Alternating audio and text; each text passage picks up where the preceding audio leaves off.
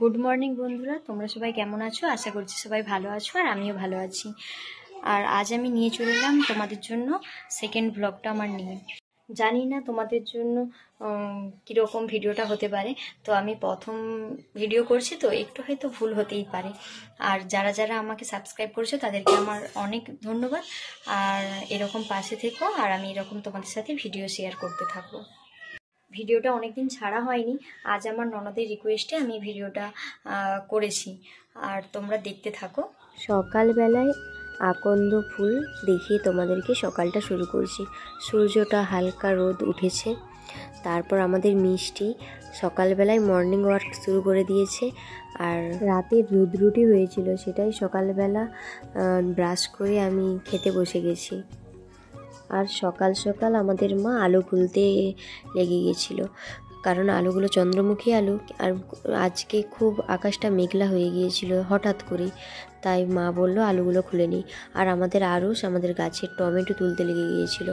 প্রচুর টমেটো হয়েছে গাছে, আর টমেটোগুলো একসাথে পেকে যাওয়ার কারণে পচে যাচ্ছিল, আর বৃষ্টি হবে বলে আলু টমেটো সবই তোলা হয়ে যাচ্ছিল। আর আরুষ তো এখানে প্রচুর খেলছে আর বক বক করছে, আমার মাথা বকাচ্ছে। আজ বাড়ির টমেটো, বাড়ির ধনেপাতা, এগুলো দিয়েই আজ আমাদের মাংস হবে। আমাদের বোন আদা রসুন বাটতে শুরু করে দিয়েছে, মশলাও কোটা হয়ে গেছে প্রায়।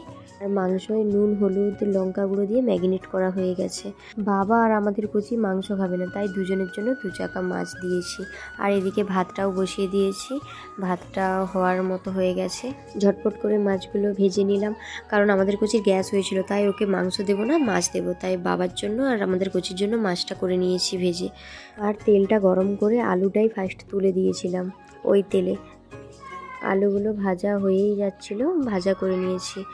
আমাকে তো রান্না করতে, বিশেষ করে মাংস রান্না করতে কিন্তু ভালো লাগে, আর জোগাড় করা থাকলে তো আরও ভালো লাগে, মাংস করার এনার্জিটা আরও বেড়ে যায়। আমি মাংসয় কী কী দিলাম সেটা তোমাদের সাথে শেয়ার করলাম। পেঁয়াজগুলো ভাজা হয়ে যাওয়ার পরে আমি রসুনটা দিয়ে নাড়ছিলাম, ভাজাটা প্রায় হয়েই আসছিল, তারপর আমি আদাটা দিয়ে দিচ্ছিলাম। আদাটাকে একটু ভালোভাবে নাড়াচাড়া করতে করতে আদাটাও একটু হালকা ভাজা ভাজা হয়ে আসছিল। তো ভাজা হয়ে আসতে আমি কিন্তু এরপর টমেটোটাও দিয়ে দেবো। আমার বৌদি হচ্ছে অতটা ভিডিও করতে মানে বাচ্চা নিয়ে না করতে পারে না আর কি।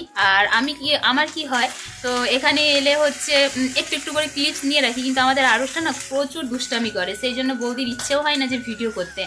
তো এই যে আজকে বললাম যে বৌদি একটু ভিডিও করো, আর বৌদিকে সবাই অনেক অনেক ভালোবাসা দিও। তো কি বলো তো, ভালোবাসা দিলে না যতই কষ্ট হোক না কেন ভিডিও করতে বেশ মন চায়। তো অনেক ভালোবাসা দিও। যারা এখনো পর্যন্ত চ্যানেলটিকে সাবস্ক্রাইব করেনি অবশ্যই আমার বৌদির চ্যানেলটিকে সাবস্ক্রাইব করে দিও, পাশে থাকা বেল আইকনটা অবশ্যই প্রেস করে দিও। বৌদি যখনই কোনো ভিডিও আপলোড করবে না কেন তোমরা সাথে সাথে নোটিফিকেশান পেয়ে যাবে। তো চলো আজকে বৌদি কি কি ভিডিও শেয়ার করছে না করছে জানি না, তো দেখতে থাকো পুরো ভিডিওটা স্কিপ না করে। ননদ বৌদি গল্প করতে করতে প্রায় মশলাটা কষার দিকে হয়েই আসছিল। আর মাংসর যে কষার কালারটা খুব সুন্দর আসছিল, লাল কালার আসছিল। আর মাংস খেতে যাই পারে লাগুক, কিন্তু কালার দেখে তো একটা জিভে জল আসার ব্যাপারটা রয়েই থাকে না, তাই না? আজকের ব্লগটা আমি কিন্তু আমার ননদের রিকোয়েস্টেই করেছিলাম। আমাকে বলেছিল বৌদি ভিডিও অনেক দিন ছাড়ো না, একটা ভিডিও তো ছাড়তে পারো, তাই ভাবলাম আজ মাংস হচ্ছে, আজকের ভিডিওটাই তোমাদের সাথে শেয়ার করি।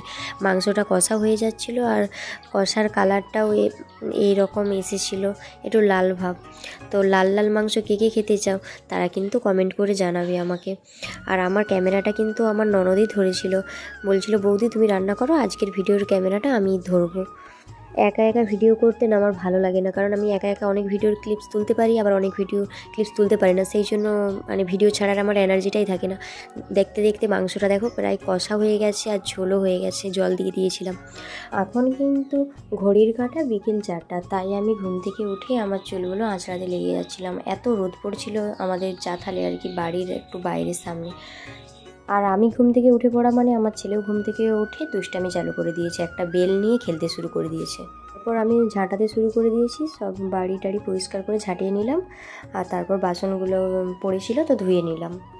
মা মতি তুলছিল, তাই একটু মাঠের দিকে যাচ্ছিলাম। তারপর দেখলাম সন্ধ্যা সন্ধ্যা ভাব চলে আসছে, তাই বাড়ি চলে এলাম।